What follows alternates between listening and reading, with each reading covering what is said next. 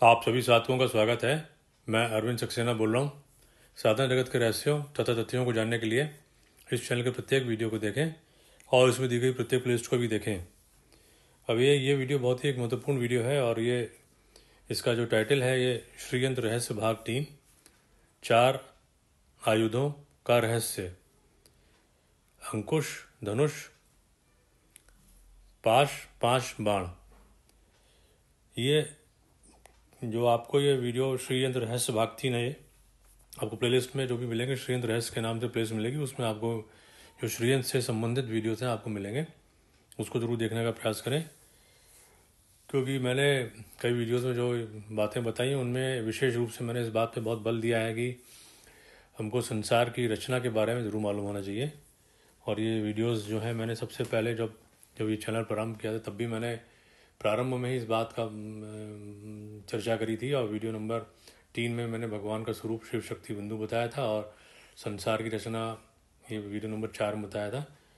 और video number 6 जो है वाक ध्वनि के प्रकार, ये वीडियो बड़ा इंपॉर्टेंट है। और वीडियो नंबर 7 जो विज्ञान शास्त्र की उत्पत्ति, उसी ये बेसिकली मैंने उसी प्रारंभ में इसलिए बताने का प्रयास किया था। ये जो बिल्कुल टेक्निकल टर्म्स हैं जो कि तंत्र से संबंधित हैं और शास्त्रों में बार बार आते हैं, अगर इनके बारे में जानकारी नहीं है तो हमको कोई बात समझ में भी नहीं आएगी।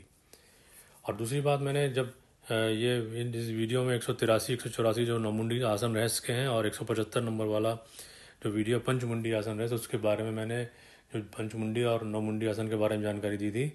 तो पंचमुंडी आसन, नौमुंडी आसन और श्रीयंत्र, अगर ये पूरी बात समझ में आ रही है, जो कि बेसिकली ये कहना चाहिए कि सारा सिस्टम समझ में आ जाएगा कि देवी देवताओं का स्ट्रक्चर क्या होता है, सगुण क्या है, निर्गुण क्या है, देवी देवताओं की कैटेगरीज क्या हैं, कौन से लेवल पे कौन सा देवता की स्थिति है। और जब ये सब बातें पूरी स्पष्ट हो जाएंगी, कोई ये नहीं है कि जीपीएस लगा के सारी बातों को समझा दिया जाए कि इस चीज़ की लोकेशन ये है, क्योंकि ये सब बातें अनंत में हैं। और शास्त्रों में जो भी चीज़ें दी हैं, अगर वो आप पंचमुंडी आसन देखेंगे उसमें अनंत की इतनी बातें हैं कि उसको तो कल्पना भी नहीं करी जा सकती। लेकिन एक छोटा सा एक दिमाग में मॉडल रखना जरूरी है कि ये इस स्थिति में यहाँ पे चीज़ें हैं। तब क्या होता है कि साधना में सिलेक्शन आसान होता है, कौन सी साधना कब करनी है, कैसे करनी है। अगर वो पता ही ना हो तो फिर अंदाजे से सारे जो है अंदाजे से तीर लगाते रहो अपना। कोई ठीक बैठ गया तो काम थोड़ा बहुत बन जाएगा, नहीं तो फिर परेशानी आती रहेगी। फिर ये होगा कि ये सब चीज़ें साइंटिफिक नहीं है, साइंस नहीं है। जब आप पूरा पूरा स्ट्रक्चर देखेंगे तो देवी देवताओं की पूरी पूरी साइंस है ये। अभी मैं आपको और भी चीज़ें बताऊंगा तो और कुछ आपको श्रीयंत्र वाली चीज़ों में कुछ वीडियो जो मैंने बने हुए हैं, उसके अलावा भी और वीडियो लगातार कुछ मैं बनाने का प्रयास करूँगा, तो आपको समझ में आता चला जाएगा कि ये देवी देवता की उत्पत्ति कहाँ से हो रही है।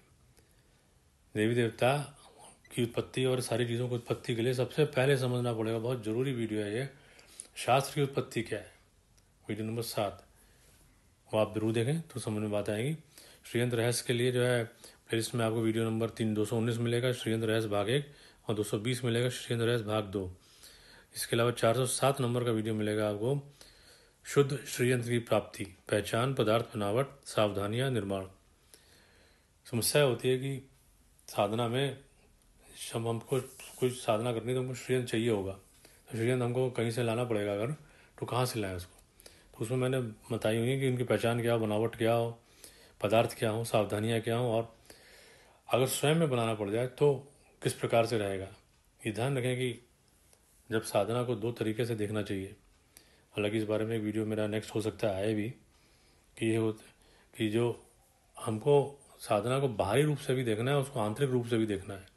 आसन रहस्य वाले वीडियो मैंने पंचमुंडी में भी बताया था कि पिंड और ब्रह्मांड का कॉन्सेप्ट होता है। पिंड मतलब हमारा शरीर, और ब्रह्मांड मतलब जो बाहर हम सारी जिस चीज़ों को देख रहे हैं, इस तो पिंड के अंदर ही ब्रह्मांड है, ऐसा समझना चाहिए। तभी तो योगी एक अपने पंचमुंडी आसन बैठ के अपने अंदर ही जो ही साधना करते थे, अपने अंदर ही से ही ब्रह्मांड को एक एक स्तर का भेदन करता हुआ ऊपर चलता चला जाता है। तो इसलिए अगर कोई साधना करनी है, जैसे मान लीजिए श्रीयंत्र की करनी है, तो श्रीयंत्र जनरली क्या होता है, इसको बस एक बहुत ही सामान्य तरीके से बस इसी बात को समझा जाता है, श्रीयंत्र घर में आ गया तो धन आ जाएगा, व्यापार ठीक चलेगा, ये सब बस पैसे कितने ही हैं, इससे ज़्यादा कुछ नहीं। लेकिन जो श्रीयंत्र होता है या श्रीयंत्र में जो शक्तियाँ होती हैं, जब तक वो जागृत नहीं होंगी तब तक उन शक्तियों को जो भी जागृत नहीं होंगी तो उनका हमको फल कैसे मिलेगा। अब जागृत करने के लिए लोग सोचते हैं कि बाहरी रूप से हम कर्मकांड कर लें, लंबे लंबे रिचुअल्स करें, हालांकि श्रीयंत्र के लिए जो उनके जो साधना पद्धति हैं, अगर उनको मैं कभी, वो तो बहुत आगे की बात हो जाएगी, लेकिन उसके पहले मैं अगर टुकड़ों टुकड़ों में श्रीयंत्र की सारी बारीकियों को समझ लिया जाए, फिर उनको इकट्ठा करके पूरी पिक्चर बनाई जाए, और वो पूरा जब कॉन्सेप्ट समझ में आए तब उस श्रीयंत्र की साधना में हाथ लगाना चाहिए। एक बिगिनिंग में नहीं लगाना चाहिए उसको क्योंकि क्या है कि उसमें त्रुटियाँ हो सकती हैं। वो जब बातें आप इन वीडियोज़ मेरे देखते जाएंगे समझ में बात आएगी। तो मतलब यह कि श्रीयंत्र को अगर हमको जागृत करना है तो कर्मकांड के द्वारा कितना भी उसको पूजा कर लें, वो कैसे जागृत होगा? उसकी जागृति का लक्षण होगा हमारे अंदर श्रीयंत्र जो बना हुआ है वो भी जागृत होना चाहिए। तो जो हमारे अंदर जागृत होने लग जाएगा, हमारे अंदर की सुषुप्त शक्तियाँ जागृत होने लग जाएंगी, जो सोई हुई हैं मूर्छित शक्तियाँ जागृत होने लग जाएंगी। और वो जागृत जब होने लग जाएंगी तो हमारे अंदर में चेतना का विकास होगा। चेतना का विकास होगा तो सबसे पहला लक्षण आएगा विचार।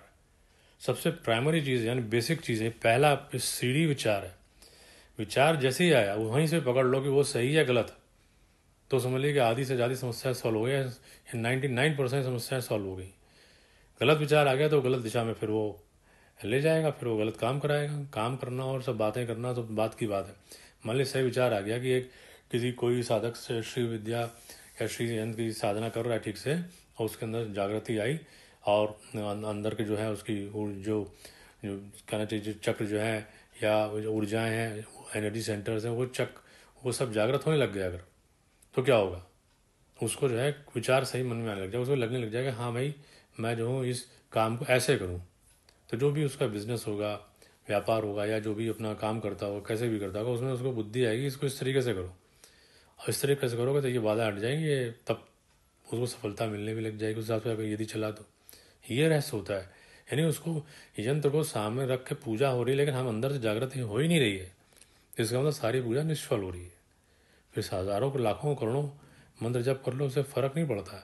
किसी चीज़ को भी चेक करना है कि हमारे अंदर में जागृति आ रही कि नहीं, हमारे अंदर में विचारों में परिवर्तन आ रहा है कि नहीं आ रहा, तभी मानेंगे हम कि हमारे जो है साधना हमारी सही हो रही है। शिव जी की साधना करें और शिव जी के हमारे लक्षण ही हमारे शरीर में नहीं है, मन में नहीं है। शिव जी कल्याणकारी प्रवृत्ति है, सबका कल्याण करेंगे, मानवता के लिए है वो, लेकिन हमारे मन में घृणा फैली हुई है, दुनिया भर की हम घृणा की बातें कर रहे हैं, सोच रहे हैं, या और भी हिंसा की बातें सोच रहे हैं। कल्याण की भावना नहीं है, कंजूसी मन में भरी हुई, दान देने में 1 रुपया देने में भी हालत खराब हो जाती है, तो कौन सी शिव साधना हो रही? उसी तरीके से जितने देवी देवताओं की साधना करोगे तो उसी तरीके से उस तरीके की प्रॉपर्टीज हमारे अंदर आनी चाहिए। ये बेसिक एक हैंड कहना चाहिए थंब रूल समझ लीजिए। इसी से ही अपने आप को चेक किया जा सकता है, इससे ज़्यादा डिटेल में जाने की ज़रूरत नहीं है। इतना भी अगर किसी को पता हो तो बातें समझ में आ सकती हैं। अब श्रीयंत्र को जागृत करना है, अपने अंदर जागृत करना है, असली बात ही है। सामने श्रीयंत्र हमारा रखा हुआ, मान तांबे पर रखा हुआ है, अपने अंदर करना है।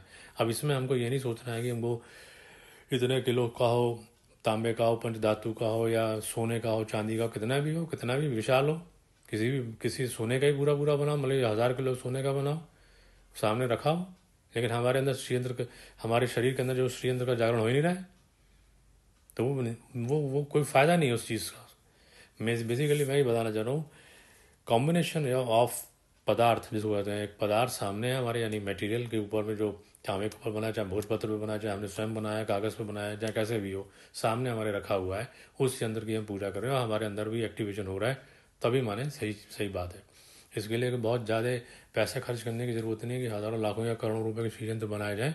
केवल ये है कि सामान्य श्रीयंत्र जो भी तांबे के ऊपर में है, प्योर तांबा हो तो बहुत अच्छा है। ये बात आप वीडियो नंबर 413 में देख लीजिएगा, मैंने तो बताया हुआ है। उभरा हुआ हो और साफ़ सुथरा हो, उसके अंदर कोई चीज़ कटिंग ना हो, कोई त्रिकोण वगैरह साफ़ सुथरे दिख रहे हो, वो उतना है, उतना सामने हो, पूजा हम कर रहे हो सामने, और हमारे अंदर से जागरण होने लग जाए उस श्रीयंत्र का, तो हमको और आसानी हो सकती है।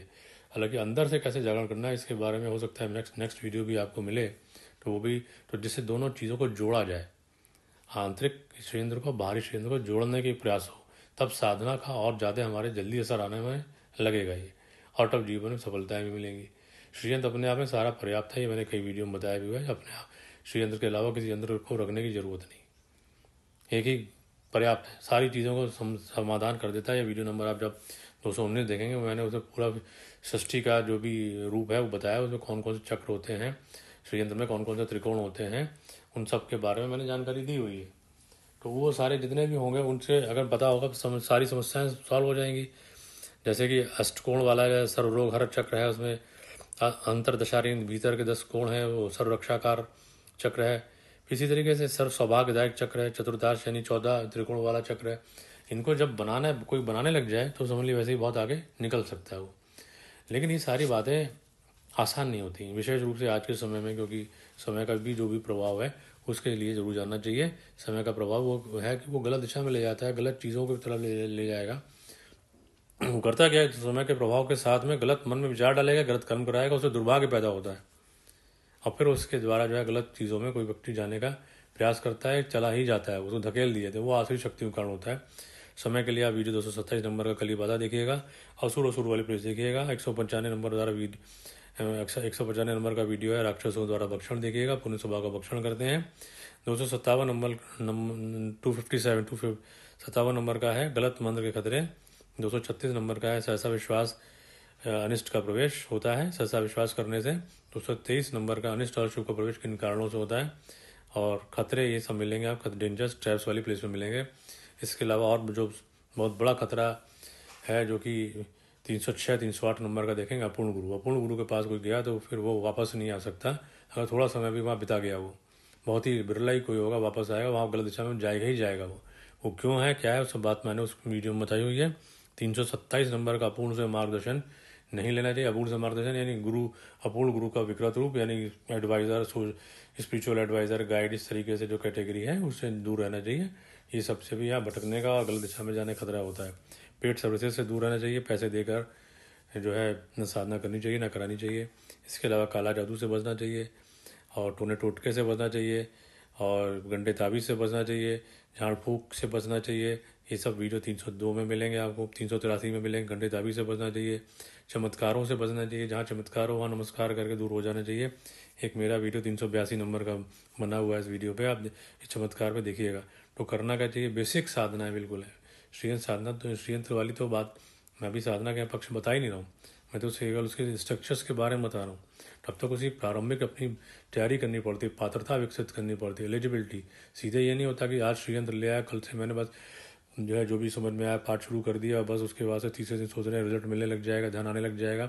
ऐसा होता तो फिर दुनिया स्वर्ग नहीं बन गई होती अभी तक, किसी के बाद परेशानी नहीं रहती। पात्रता जब तक विकसित नहीं करी जाएगी तो चीज़ें नहीं आती। पात्रता विकसित करने के लिए बहुत आवश्यक होता है अथर्वशीर्ष के पाठ। तो अथर्वशीर्ष के लिए जो है वो आप प्लेस देख लीजिएगा, उपनिषद वाली में बने हुए हैं। और 312 नंबर का क्या करें, घर की ऊर्जा का संतुलन, ये आप जरूर देखिएगा। सबसे बड़ी बात क्या होती है, देखिए ब्रह्म विद्या है जो मैं इन वीडियोस के माध्यम से बताने का प्रयास करता हूँ, वो ये कि ब्रह्म विद्या का मतलब होता है कि जो हमारे दुखों का अंत कर दे। विद्याएँ तो बहुत सारी हैं लेकिन सारा हमारे दुखों का अंत नहीं कर सकती। ब्रह्म विद्या आपको केवल शास्त्र में मिलेगी। इन सब बातें चर्चा का आप जो समझ रहे होंगे, मैं इस बात पे स्ट्रेस जरूर करता हूँ कि किसी के पास नहीं जाना, किसी व्यक्ति के पास प्रारंभ में नहीं जाना है, सच्चे गुरु नहीं मिलने वाले। तो करना क्या है, अपूर्ण गुरु के पास जो फंस जाएगा तो फिर तो नुकसान ही हो जाएगा। तो करना है कि स्वयं में प्रयास करना है और शास्त्रों पर केंद्रित रहना है। 158 नंबर का वीडियो देखा कि संसार का महत्वपूर्ण व्यक्ति स्वयं साधक, ये सब कुछ ही करना है, किसी के पास नहीं, कोई कुंडली और ग्रहों की गणना ये सब नहीं करना है। इसके बारे में मेरा वीडियो बना हुआ है 399 नंबर का। हमारा जीवन बहुत अमूल्य है, उसी में हमको रहना है, उसी में हमको सारे अपने सही साधन सेलेक्ट करके करना है, उसी से काम बन जाते हैं। नहीं तो इसे कॉन्सेप्ट ये बताने की ज़रूरत क्या है फिर श्रीयंत्र में अपना दिमाग लगाने की या सब चीज़ें सीखने की साधनाओं को। तो वो इसलिए कि हम खुद सब में घर में करें, कहीं बाहर जाने की ज़रूरत नहीं है। अपना होम टेम्पल वाली प्लेस देख लीजिएगा। तो इसमें होता क्या है कि जो भी समय के बारे में भी मैंने चर्चा करी और उसके कारण से और अपने कर्मों के कारण से बहुत सारे विघ्न होते हैं, उसकी वजह से सफलताएं नहीं मिलती। तो श्रीयंत्र में जब साधना करी जाती है, मैं श्रीयंत्र साधना का एक पार्ट आपको यहाँ बता रहा हूँ, उसी से आपको बात की गंभीरता समझ में आ जाएगी कि श्रीयंत्र की साधना भी कितनी इंपॉर्टेंट होती है। और उसमें से भी उसमें कहीं एक जगह में जो 4 आयुध होते हैं, 4 वेपन्स होते हैं, उनकी जो है पूजा करी जाती है। वो दिव्य आयुध होते हैं, ये वाले नहीं, ये जो आपके सामने दिख रहे हैं। ये ठीक है कि मटेरियल उसके रूप में, भौतिक रूप में सामने होना चाहिए, तो ऐसा भी हो सकता है। नहीं तो वो है अंकुश, धनुष, पाश और 5 बाण, इनकी पूजन होता है जब भी श्रीयंत्र की साधना होती है। जब डिटेल में साधना होगी तब वो, कभी मैं आगे जब सारी कड़ियाँ एक साथ जुड़ जाएंगी, पूरी बात समझ में आ जाएगी, श्रीयंत्र को समझ में आ जाएगा, अच्छी तरीके से समझ में जब आ जाएगा तब उसके बाद में इनको जोड़ के, तब उसके बाद में ये बेसिकली अंतिम स्टेज है कि आप साधना पक्ष में जाएं। पहले उसकी सारी जानकारी तो लेंगी कि क्या मतलब है इस चीज़ का। आधी अधूरी करने से कोई फ़ायदा नहीं है। अभी तो सामान्य रूप से केवल श्रीयंत्र घर में रहना चाहिए और जो भी अगरबत्ती दियाबत्ती कर लो और जो समझ में आए उनके सामने साधना जो भी पूजा करनी कर लो, बस इतना ही होना चाहिए। लेकिन डिटेल वाली बात तो बाद में आएगी, लेकिन उसके लिए रहस्य समझना जरूरी है। तो आयुधों की क्यों होती है, ये सब दिव्य आयुधों की पूजा क्यों करी जाती है? देखिए 4 प्रकार के विघ्न होते हैं जो कि आत्म साक्षात्कार में या निर्विकल्प समाधि में बाधक होते हैं, और इन दिव्य आयुधों की पूजा से ये विघ्न नष्ट हो जाते हैं। और ये जो होते हैं, जो एक जो विघ्न होता है वो लय होता है, और लय में मतलब होता है चित्त की जड़ता होती है, मूर्छा अवस्था कहते हैं, आलस्य जैसे भरा हुआ है, करने का मन ही नहीं कर रहा किसी चीज़ का। और ये सब श्रीयंत्र और साधना करना, इन सबों को छोड़ के फिर वो भूत पिशाच और जादू टोना में और झाड़ फूक में पहुँच जाना, अपना प्रेत सिद्धि करने लगना, इन सबों में चले जाना, मसान की साधनाएं, इस तरीके की बातें जब आएँ तो वो सब वही है कि चित्त की जड़ता के कारण हुआ है। और उस दूसरा बात क्या होती है, काम क्रोध लोभ मोह भय घृणा जुगुप्सा में घृणा बहुत ज़्यादा मन में होती है। तो ये भी बहुत बड़ा विघ्न होता है। घृणा का मतलब अगर अंतिम बॉटम आ गया, समझ लीजिए नीचे सबसे निचला स्तर, तो मनुष्य जो है पशु योनि में चला जाता है। फिर उसका बहुत समय तक घृणा उसके मन में ही रही, तो फिर वो मरने के बाद जो है वो पशु योनि में ही जाएगा, मनुष्य नहीं बनेगा। काफ़ी समय तक उसको वहाँ रहना पड़ सकता है। इसलिए ये भी जो है लय में जो होता है, ये एक तरीके का जो विघ्न है उस चित्त की जड़ता। इसको अंकुश जो होता है, जो दिव्य आयुध के रूप में अंकुश की जब साधना होती है तो या पूजन करा जाए, सामान्य पूजन किया जाता है उसमें, तो दिव्य आयुध का विशेष मंत्रों से तो उसको जो है वो ये विघ्न जो होता है उसके विनाश होने की प्रक्रिया प्रारंभ हो जाती है। विक्षेप नाम का दूसरा जो है जो विघ्न है, उसमें इसमें क्या होता है, विषय में राग या चित्त की जो बहिर्मुखी प्रवृत्ति होती है वो भी होती है इसके कारण से। और जो होता है इसको कैसे किया जाए, तो इसको अंतर्मुखी करना होता है, अपने मन को विषय वासना से दूर ले जाना होता है। मन को नियंत्रित करने के लिए धनुष की पूजा करी जाती है, जो दिव्य, जहाँ मैं बात करूँ वहाँ पे दिव्य आयुध मान लीजिएगा। और तीसरा जो होता है विघ्न कषाय होता है। कषाय मतलब होता है पूर्व जन्म अर्जित कुसंस्कार, जिसके द्वारा क्या होता है बहुत सारी ऐसी दबी हुई इच्छाएं होती हैं वो रहती है। दूसरा क्या होता है, हमको भगवान से मतलब नहीं है, हमको अपने शरीर से ही मतलब है, हमको आत्मा हम जानते नहीं है, ना मानना चाहते हैं, देवी देवताओं की बात ना करो, या अनात्म यानी अनात्म विचार हो जाएंगे कि मैंने जो परम सत्ता है उसको उसके बारे में जिक्र ना करो। जो भी काम करना हमको यहीं देखना है, हमको यहीं करना है, ऋण लेना है, उससे घी खरीदना है, घी को पीना है, बस। और उसके बाद जीवन इसके आगे कुछ नहीं है, बस। इस तरीके के विचार सब पैदा होने लग जाते हैं। इसको कहते हैं कषाय। इससे इसको अगर नाश कर दिया जाए तो आत्मज्ञान की इच्छा पैदा हो जाएगी। ये आप देखेंगे कि पाश जो होता है, आयुध होता है, उसके द्वारा होता है। उसका जब पूजन किया जाता है इसलिए होता है। आप देखेंगे देवी देवता में, अन्य कई देवताओं में भी देखेंगे पाश हाथ में रहते हैं। उनकी चर्चा मैं यहाँ नहीं कर रहा हूँ। चौथा यानी अंतिम वाला जो विघ्न होता है वो रसास्वाद। उसमें उसको कहते हैं रसास्वाद में अपूर्ण आनंद। अपूर्ण आनंद कैसे मिल रहा है कि चलो बढ़िया खाना खा लिया, या जो भी इंद्रियों से हमको तृप्ति मिल रही है वो अपूर्ण आनंद है, क्षणिक होगी, अपूर्ण आनंद है। या कहना चाहिए कि कुछ ऐसा मान ली किसी ने थोड़ी बहुत अच्छी साधना कर ली और उसकी गति इस प्रकार से हुई कि थोड़े टाइम उसको बड़ा आनंद मिला, तो उसी में डूबा हुआ है। वो अपने आप को महात्मा समझ रहा है, वो सोच रहा है कि बस मैंने बहुत बड़ी चीज़ हासिल कर ली है, अब मेरे से वो कोई बड़ा है ही नहीं, तो मैं ही सबसे बड़ा हूँ, तो मैं ज्ञान बांटूँ। तो ये सारी चीज़ें जो होंगी, ये भी सब बातें जो होती हैं, ये अपूर्ण गुरु की तरफ, मेकिंग ऑफ अपूर्ण गुरु, वो बना देती हैं। जो स्पिरिचुअल एडवाइज़र गाइड उस तरीके की तरफ ले जाते हैं। ये भी एक बहुत बड़ा विघ्न होता है, क्योंकि ये पूर्ण आनंद में फिर विघ्न पैदा कर देता है। ये फिर नीचे की तरफ ले जाता है। मतलब कुछ ऐसा समझ लें कि जैसे कि इग्नोरेंस इज ब्लिस, अज्ञानता में ही बहुत बड़ा आनंद मिल रहा है हमको। हमको लग रहा है कि हमको उसके आगे जाने की जरूरत नहीं है, जहाँ है जहाँ बहुत मज़े में है, बहुत मस्त है, हमको क्या आनंद ढूंढने की ज़रूरत है।